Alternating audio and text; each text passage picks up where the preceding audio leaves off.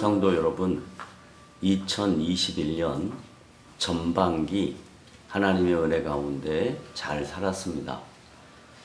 오늘은 후반기가 시작되는 7월 첫째 주 월요일 아침 우리에게 주시는 하나님의 말씀은 구약성경 신명기 27장 11절로부터 14절까지 말씀입니다.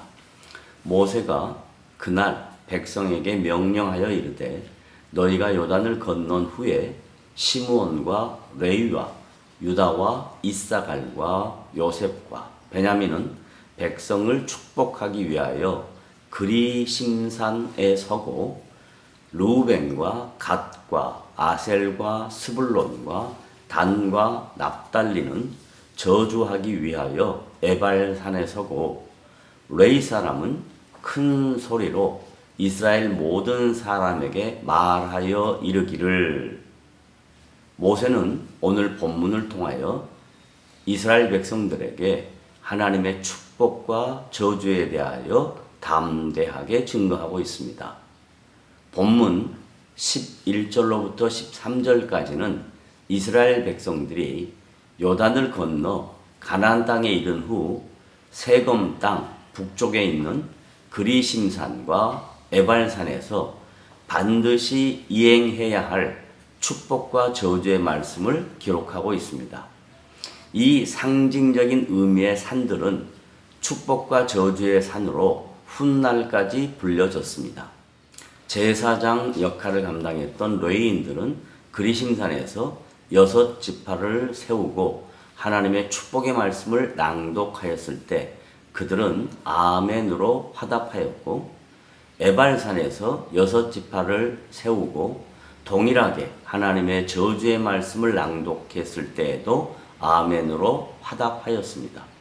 이렇게 하나님의 축복과 저주의 율법을 두 산에서 나누어 레위인들이 낭독했던 이유는 그들의 머리와 가슴 속에 하나님의 말씀을 정확하게 각인시키기 위함이었던 것입니다.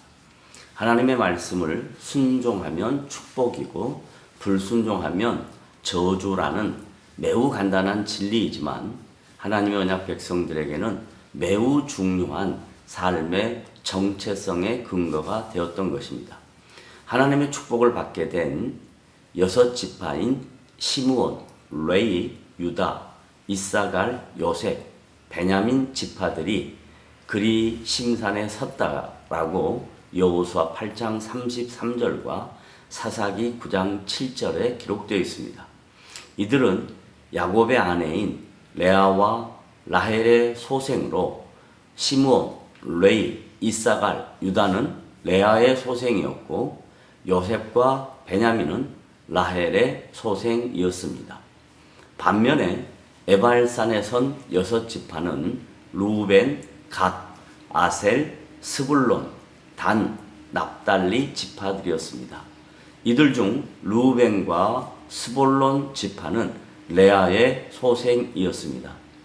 이들이 저주의 산에 서게 된 것은 루벤이 서모를 범하였으며 장자의 명분을 빼앗겼을 것이라고 추론하는 것이 창세기 49장 4절에 기록되어 있습니다. 스볼론은 레아의 막내 아들이었기 때문일 것이라고 추정합니다.